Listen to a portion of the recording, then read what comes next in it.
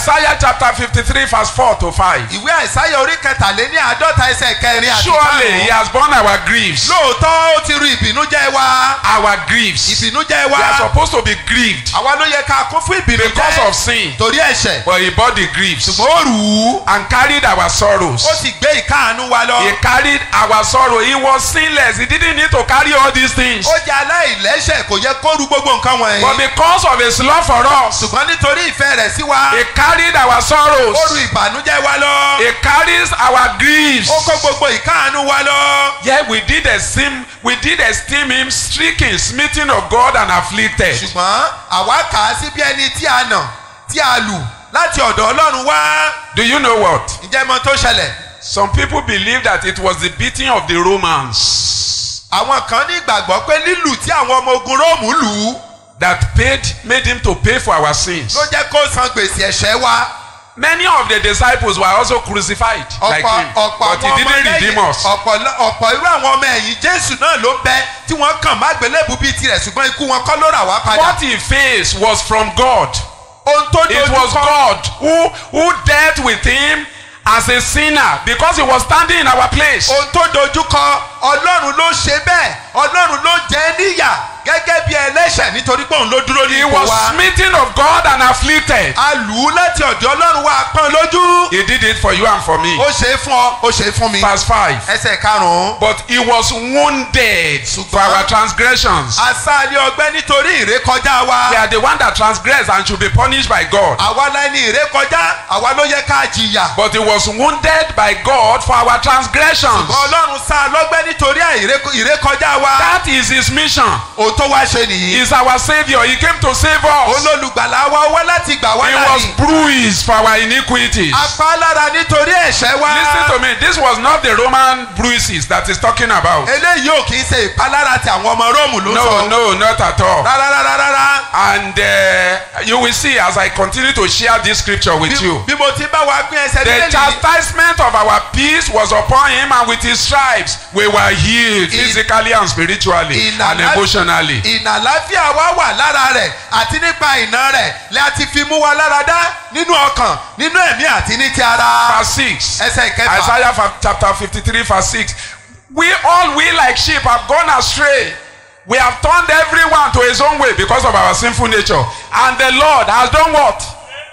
The Lord laid on him the iniquity of us all. gbogbo wa ti ṣìnà kirikiri bí àgùntàn olúkúlùkù wa tẹ̀lé ọ̀nà ara rẹ̀ olúwa sì ti mú àìṣedédé wa gbogbo pàdé lára rẹ̀. God imputed our sin to him. Ọlọ́run mú gbogbo ẹ̀ṣẹ̀ wa pàdé lára rẹ̀. He who knew no sin became sin, ẹni tí kò mọ ẹ̀ṣẹ̀ ó wá di ẹ̀ṣẹ̀. so that we who have not performed any act of righteousness are made righteous with his righteousness. kí àwa tá ò ṣiṣẹ́ òdodo kankan àwa di ẹni olódodo nípa iṣẹ́ òdodo tí ó ṣe. It was God who arranged this for us, Ọlọ́run ló ṣètò eléyìí not fún wa. your pastor, kò ń ṣe pásítọ̀ rẹ not our church, kò ń ṣe ìjọ rẹ but Christ, ṣùgbọ́n Kristi not any prophet. kò ń ṣe wòlíì kankan. The Lord has laid on him, God made him our substitute. He was punished in our place. Ọlọ́run mú gbogbo àìṣedédé wa pàdé lára rẹ̀ ó fi ṣe ìrọ́pò fún wa òun ló jìyà He ẹ̀ṣẹ̀ was wa. condemned in our place. a dá lẹ́bi dípò wa. The wrath of God in his fullness without mixture came upon him on the cross in our place. ìrunú Ọlọ́run pọ́nbélé láì lábùlà ló wá sórí ayé rẹ̀ nítorí tiwa. Look at verse 7. wẹsẹ̀ ìkeje. He was oppressed and he was afflicted, yet he opened not his mouth. He is brought as a lamb to the slaughter, and as a sheep before his shearers is dumb, so he opened not his mouth. Let's go to verse 10. ẹsẹ̀ ìkẹwàá. Go to verse 10. Yet it pleased the Lord to do what? ó wo To Olúwa bruise him. láti pa á He lára. was bruised for our iniquity. It was the Lord that bruised him. Olúwa tìkára rẹ̀ ló pa á lára. The word bruise here means crushed. ìpalára níbi ó túmọ̀ sí pé ó wó pọ̀. Do you want to be crushed? ǹjẹ́ o fẹ́ ká wó ọ̀pọ̀? If you don't accept Christ, tó o bá gba Kristi. terrible suffering is waiting for you. ìjìyà ńlá ń dúró dè ọ́.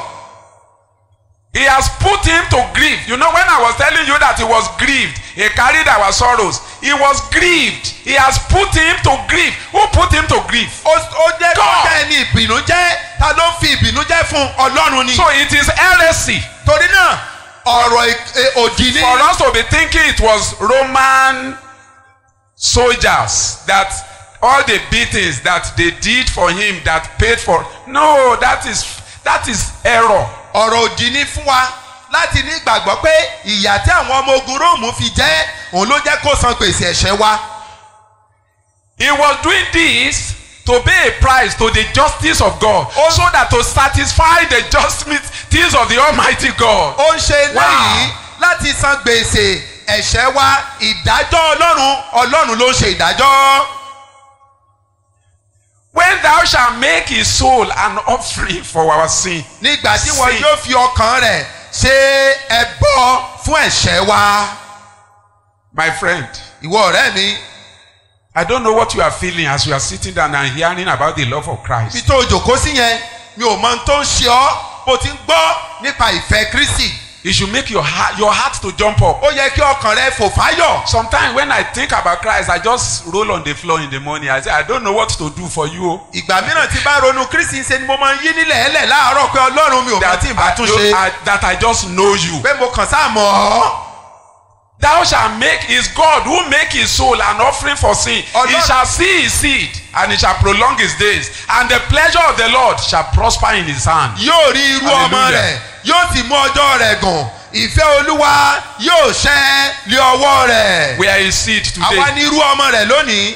He dies to reproduce his life in us. ó kú kó bá lè mú irú ìgbé ayé rẹ̀ jáde nínú wa. Except the seed of corn is the seed of the woman. Except the seed of corn falls into the earth and die, it abides alone. òní ṣe irú obìnrin ó sọ pé bí kò ṣe pé hóró ọkà bàbà kan bá bọ́ sílẹ̀ tí ó sì kú òun nìkan ni ó wà. But when he dies, ṣùgbọ́n nígbà tí ó bá he kú brings up many other children, yóò mú many other seeds. ọ̀pọ̀lọpọ̀ irú mìíràn jáde. So the goal of Christ, the goal of Christianity is not conversion, is to be like Christ. ìlépa Kristi ìlépa ìgbàgbọ́ nínú Kristi kò kàn kí n ṣe pé kó jọ̀wọ́ ayé rẹ fún Jésù nìkan ṣùgbọ́n kó dàgbà kí wọ́n náà dàbí rẹ̀. During the follow-up 5 days teaching that I will be doing for those of you that are converts, I will take you deep into this. ní àsìkò ìdánilẹ́kọ̀ọ́ láti fi ẹsẹ̀ yín múlẹ̀ gbogbo ẹ̀yin tẹ́ ó fàyè yín fún Jésù fún ọjọ́ márùn-ún wọn ó kọ yín jinlẹ̀ sí Jesus is not looking for converts. kò ń ṣe pé mo gba Jésù nìkan ní He's not Jésù wá. looking for people that just decide here and write down your name. No, he wants people that will be his disciples, his followers. kò ń ṣe àwọn tí ó ní mo pinnu mo kọrúkọ mi sílẹ̀ nìkan ló wá ṣùgbọ́n wá àwọn tí ó ti pinnu láti tọ̀ lẹ́yìn. So that they will live the life that Jesus died for us to live. kí wọ́n bá lè gbé irú ìgbé ayé yìí tí Jésù kú fún kí àwa náà bá He lè has yè. suffered so much. ó jìyà tó pọ̀. And the Bible says he will see his seed. Bíbélì sọ pé yóò rí irú ọmọ rẹ̀. He shall prolong his days. yóò sì fún ní yóò mú ẹ̀mí rẹ̀ gùn. The pleasure of the Lord will prosper in his hand. ìfẹ́ Olúwa yóò ṣẹ lé ọwọ́ Look at rẹ̀. verse 11. ẹsẹ̀ kọkànlá. He shall see of the travail of his soul and he shall be satisfied. yóò rí nínú èso làálàá ọkàn rẹ̀ yóò sì tẹ́ ẹ lọ́rùn. By his knowledge shall my righteous servant justify many. nípa ìmọ̀ rẹ̀ ní ìránṣẹ́ mi olódodo yóò dá ọ̀pọ̀lọpọ̀ láre. Tonight you are going to be justified. lálẹ́ yìí wọ́n náà gba ìdáláre. As you come to Christ, you are going to be washed by the blood of bó Jesus. ti tọ̀ Jésù wá ẹ̀jẹ̀ Jésù yóò fọ ẹ̀ṣẹ̀ rẹ nù. You will begin to live a life that Jesus died for you to possess in the name of Jesus ó sì Christ. bẹ̀rẹ̀ sí ní gbé ìgbésí ayé rẹ irú èyí tí Jésù kú fún ọ fún ní orúkọ ńlá Jésù. Look at verse 12. wẹ́sẹ̀ kejìlá. Therefore, nítorí náà will I divide him a portion èmi ó fún ní ìpín with the great. pẹ̀lú àwọn ẹni He ńlá. shall divide the spoil with the strong. yóò pín bá àwọn alágbára pín ìkógun. Because he has poured out his soul unto death. nítorí ó ti tú ẹ̀mí rẹ̀ jáde sí ikú. And he was numbered with the transgressors a sì kà á mọ́ àwọn alárékọjá in our place. ní ipò wa. And he bore the sin, bear the sin of many, ó sì rú ẹ̀ṣẹ̀ ọ̀pọ̀lọpọ̀. and made intercession for the transgressors. ó sì ń ṣìpẹ̀ fún àwọn alárékọjá. We don't have time. kò sáàyè. This verse is loaded. ẹsẹ̀ bíbélì yìí ó kún dẹ́múdẹ́mú. But let me end at this John chapter 3. Let me carry you back. yé parí rẹ̀ sínú ìwé Jòhánù orí kẹta yẹn. That verse 14. ní ẹsẹ̀ ìkẹrìnlá. As Moses lifted up the serpent in the wilderness, even so must the Son of Man be lifted up. bí Mósè sì ti gbé ejò sókè lé aginjù gẹ́gẹ́ bẹ́ẹ̀ ni a kò lè ṣe aláìgbé ọmọ ènìyàn He sókè died pẹ̀lú. 2,000 years ago. ó ti lé lẹ́gbẹ̀rún ọdún méjì. Look at ó ti verse kú. 15. wẹsẹ̀ kẹẹ̀ẹ́dógún. That whosoever, kí ẹnikẹ́ni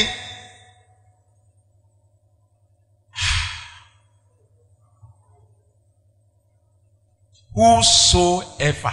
kí ẹnikẹ́ni. There are people that say that some people have been predestined to go to hell. àwọn kan wà tán sọ pé àyànmọ́ ni fáwọn kan kọ́ ọ̀run But àpáàdé Jesus ni wọ́n said lọ. whosoever. ṣùgbọ́n Jésù sọ ní pé ẹnikẹ́ni Anybody can be born kò again. sẹ́ni tí ò lè di àtúnbí o.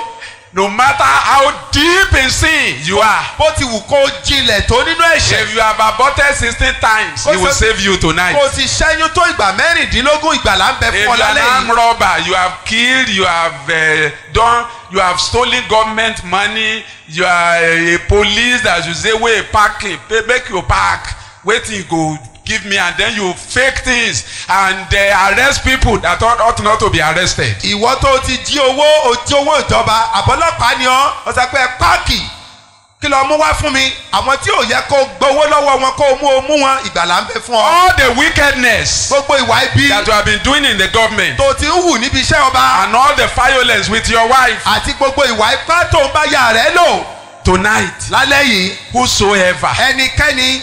In fact, if Hitler had repented, even Judas, if he had repented and believed, they would have been saved. bó bá tiẹ̀ ṣe pé Hitler ẹni tó dógun lẹ̀ ń dán bó bá ronúpìwàdà ni àbí Júdásì tó sẹ́ Jésù tó tà á tóun náà bá ronúpìwàdà ìgbàlà ń bẹ fún wọn. Whosoever believeth in him.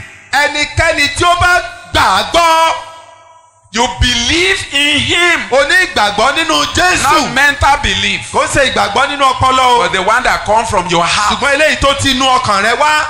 You put your whole weight on him. gbogbo tó jẹ́ ló sọ ọ́ lẹ̀ fún. You allow him to carry you tonight. o gbà á láàyè pé kó máa gbé ọ lọ You lálẹ́ yìí. believe what he has done on the cross of Calvary, that he died for you, he took your place. o ní ìgbàgbọ́ lórí ohun tó ń ṣe lórí igi àgbélébù pé òun ló kú fún ọ. You tó gba receive ipò the rẹ. finished work of Christ with all of your heart. tó fi tọkàntọkàn gba iṣẹ́ ìṣèparí Jésù. He said you will not perish. You Olóò should ní not ṣègbé, perish. ò ní ṣègbé. You will not go to hell anymore. o nílò ọ̀run àpáàdì But you mọ́. will have eternal life. ṣùgbọ́n wàá ní ìyè àìní ìpẹ̀kun. You have a part to play. torí náà ipa ń bẹ fún ọ tó ọkọ̀.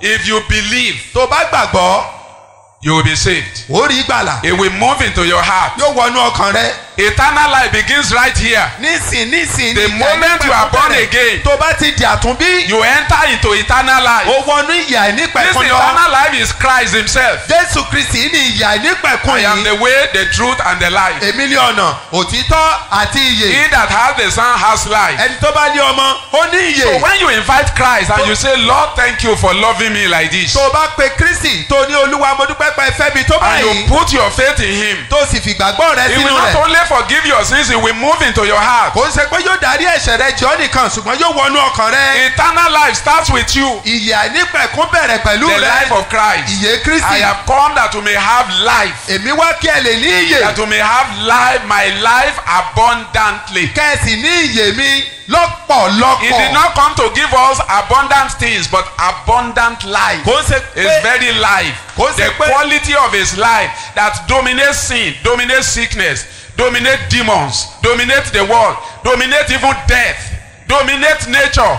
That nature, you see, that's the life he died for us to possess. He died for us to possess his own very life. Kò Here kàn- below. kò ń ṣe pé ó wá sáyé láti fún wa ní ohun ìní lọ́pọ̀lọpọ̀ ṣùgbọ́n tó wá fún wa ní ìyè lọ́pọ̀lọpọ̀ irú ìyè tirẹ̀ tó borí ẹ̀ṣẹ̀ tó borí èṣù tó borí ayé tó borí òkùnkùn ìyè tó mú ni gbé ìgbé ayé aṣẹ́gun òun ló wá fi fún wa. He makes you right with him, yóò mú ọ dọ́gba pẹ̀lú rẹ̀ and then he gives you power to live like Christ. yóò sì wá fún ọ ní agbára láti gbé ìgbé ayé rẹ̀ bíi ti You have Kristi. eternal life here below. wàá ní ìyà ìnípẹ̀kun ní ayé tí a wà yìí. Then when you die, your eternal life continues with Christ. ìgbà tó o bá sì kú ìyà ìnípẹ̀kun rẹ̀ tẹ̀síwájú pẹ̀lú Kristi. Let's pray. ẹ jẹ́ a gbàdúrà. Stand up on your feet Dìde dúró lórí ẹsẹ̀ rẹ. and let your heart go to Jesus Kó tonight. jẹ́ kí ọkàn rẹ lọ sọ́dọ̀ Jésù And lálẹ́ say, yìí. Jesus, is this what you have done for me? Kọ́ ní Jésù ṣé àdúró eléyìí lẹ ṣe fún mi. So that I may escape eternal death. Kí n bá lè bọ́ yọ lọ́wọ́ ikú So ayérayé. that I may escape eternal damnation. Kí n bá lè bọ́ lọ́wọ́ ẹ̀bi ayérayé. Thank you, Jesus. Jésù ẹ ṣé o. Thank you, Father, for this great plan. Bàbá mo dúpẹ́ fún ètò ńlá rẹ̀ yìí. I want you to open your mouth now. Mo fẹ́ kó la ẹnu rẹ báyìí. Even if you are already born Bó again, bá tilẹ̀ ti di àtúnbí I gan. think all of us should celebrate Gbogbo Christ wa ló yẹ tonight. ká jàjọyọ̀ Jésù lálẹ́ We yìí. should celebrate Him. Ó yẹ ká yọ ayọ̀ What rẹ̀. He has done for us. Ohun tó ti ṣe fún wa. Mouth can never tell. Ẹnu ò lè sọ I tán. want you to praise Him from the bottom of your Mo heart. fẹ́ kó o yìn láti odò okùn rẹ. Tears always come to my eyes. Omijé a máa wá sójú mi. Anytime I remember Calvary, Ìgbàkúgbà tí n bá rántí ibi Calvary. what He did for me, Ohun tó ṣe fún mi. what He did for humanity. Ohun tó ṣe fún ìran ènìyàn. If you really want to go to heaven, Tó bá fẹ́ lọ sí ọ̀run rere there is lóòótọ́. no any other way. Kò tún sí ọ̀nà mìíràn. Verse 16 says, For God so loved the world Ẹsẹ̀ kẹrìnlá sọ pé torí Ọlọ́run fi aráyé that tó He bẹ́ẹ̀ gave His gẹ́. only begotten Son. Tó fi ọmọ bíbí rẹ̀ nìkan ṣoṣo fún ni. Jesus is the Son of God. Jésù yìí ọmọ Ọlọ́run ni. He gave His only begotten Son that whosoever believeth in Ó Him. fi ọmọ bíbí rẹ̀ nìkan ṣoṣo fún ni pé ẹnikẹ́ni tí ó bá He gbàgbọ́. repeated the same thing He said in verse 15 again in verse 16. Ohun tó sọ ní ẹsẹ̀ kẹẹ̀ẹ́dógún tuntun sọ ní ẹsẹ̀ kẹrìndínlógún. Whosoever believeth in Him. Ẹnikẹ́ni tí ó bá gbàgbọ́. You need to accept Him into your life. O ní láti gbà á sínú ayé You need to rẹ. take to pray that He will take away your sins. O ní láti gbàdúrà pé kó kó ẹ̀ṣẹ̀ rẹ He will lọ. wash you with His precious Ó blood. fi ẹ̀jẹ̀ iyebíye rẹ̀ wẹ̀ He will ọ́. write your name in His book of life. Yóò sì kọ orúkọ rẹ sínú ìwé ìyè. Jesus loves you. Jésù fẹ́ He ọ. doesn't want you to go to Kò hell. fẹ́ kó o lọ́run He àpáàdì. doesn't want you to perish here. Kò fẹ́ kó o ṣègbé ní. When a man is drowning and you send to him rules and regulations, he will drown, he will die. Béèyàn bá ń kú lọ tó sọ pé báyìí ni ọṣẹ ọ̀nà tó gbà ní yóò ṣègbé lọ ni. Jesus has not come to give us rules and regulations. Jésù ò wá láti fún wa ní òfin. He came to rescue us Ó wá láti gbà by wá. His death on the cross. Nípa ikú rẹ̀ lórí Thank you, àgbélébùú. righteous Father. Bàbá wo òdodo ẹ In ṣeun. Jesus' mighty name we are Ní praying. orúkọ ńlá Jésù ní àgbàdúrà. Amen. Àmín.